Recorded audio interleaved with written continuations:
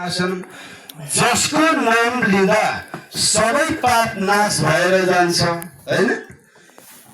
अब हामी त्यसैले पनि भजन कीर्तन गर्छौं, हाम्रो सबै पाप नाश होस्, हाम्रो सबै पाप पखालियोस्।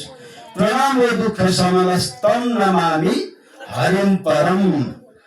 अब म त्यस्ता हरिलाई, त्यस्ता भगवानलाई प्रणाम गर्छु जसको स्मरण मात्र गर्नाले, जसको नाम मात्र लिनाले सम्पूर्ण नाशहरू, पापहरू पखालिएर जान्छन्, नाश भएर जान्छन्। अनि त्यस्तै हाम्रो एउटा सानो ग्रन्थ छ, विष्णु सहस्र नाम स्तोत्र भनिन्छ। त्यो विष्णु सहस्र नाम स्तोत्रमा विष्णुका सहस्र नामहरूको गुणानुवाद गरिएको छ। त्यसको पहिलो श्लोकमा भनिएको छ, यस्य स्मरण मात्रेण जन्म संसार बन्धनात् विमुच्यते नमस्तस्मै विष्णवे परमविष्णवे।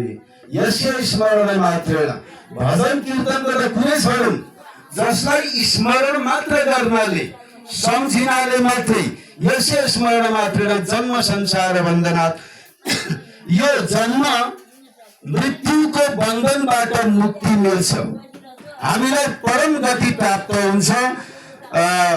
त्यस्ता परम शक्तिलाई म नमस्कार गर्दछु भनेर त्यसको त्यस्तो भाव हुन्छ।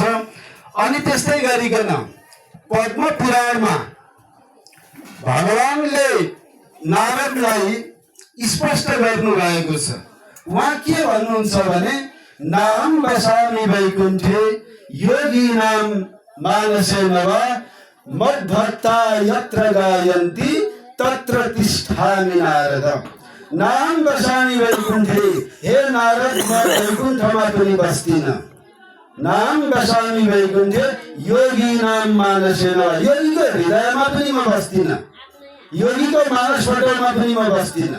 भगवानलाई वैकुण्ठमा पनि बस्नु छैन, योगीको हृदयमा पनि बस्नु छैन। अब कहाँ बस्नुहुन्छ त भगवान? मद्भक्ता यत्र गायन्ति तत्र तिष्ठामि नारद। मेरा भक्तहरूले जहाँ नाच गान भजन कीर्तन गर्छन् म त्यही बस्छु नारद। मलाई वैकुण्ठ चाहिँदैन, मेरो बास वैकुण्ठमा हुँदैन।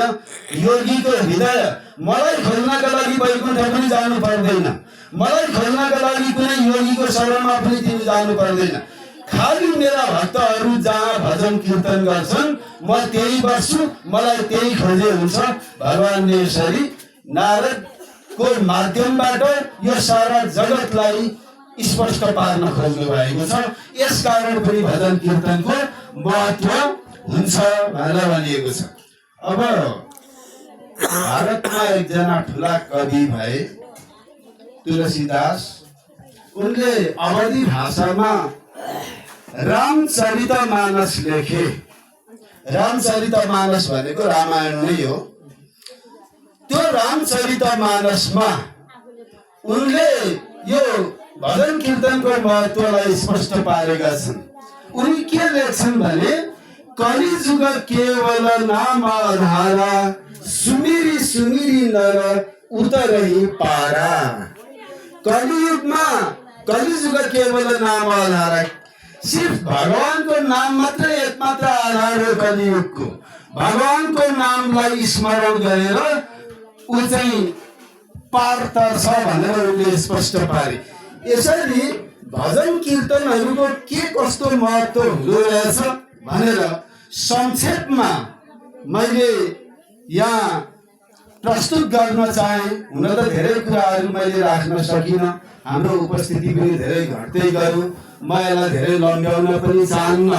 त्यस कारणले गर्दाखेरि अब हामी केही समय निकालेर थोरै बेर मात्र भजन कीर्तन गर्यौँ भनेदेखि पर्याप्त हुन्छ, भगवानको प्राप्ति त्यही हुन्छ। अब पहिले पहिले चाहिँ के थियो त, पहिले पहिलेको जमानामा, प्राचीन समयमा भन्दाखेरि यो नैमिषारण्य क्षेत्र भन्ने एउटा तीर्थस्थल छ। त्यहाँ 88,000 ऋषिहरूले 1000 वर्षमा पुरा हुने यज्ञहरू गर्नु पर्थ्यो अरे। वास्तवमा त्यत्रो लामो लम्बा चौडा काम अहिले त हामीले गरिरहनु पर्दैन, अत्यन्तै सहज छ, सरल छ। सहज ढङ्गबाट हामीले भगवत प्राप्ति गर्न सक्छौँ। त्यसकारण पनि हामी अहिले भाग्यशाली छौँ, भाग्यमानी छौँ। के भनेको छ भने नैमिषे निमिष क्षेत्रे ऋषयः शौनकादयः सत्रम स्वर्गाय लोकाय सहस्र समनाशत। वास्तवमा नैमिषारण्य क्षेत्रमा ऋषिमुनिहरूले सहस्र समनाशत 1000 वर्षमा पुरा हुने यज्ञहरू गरेका थिए।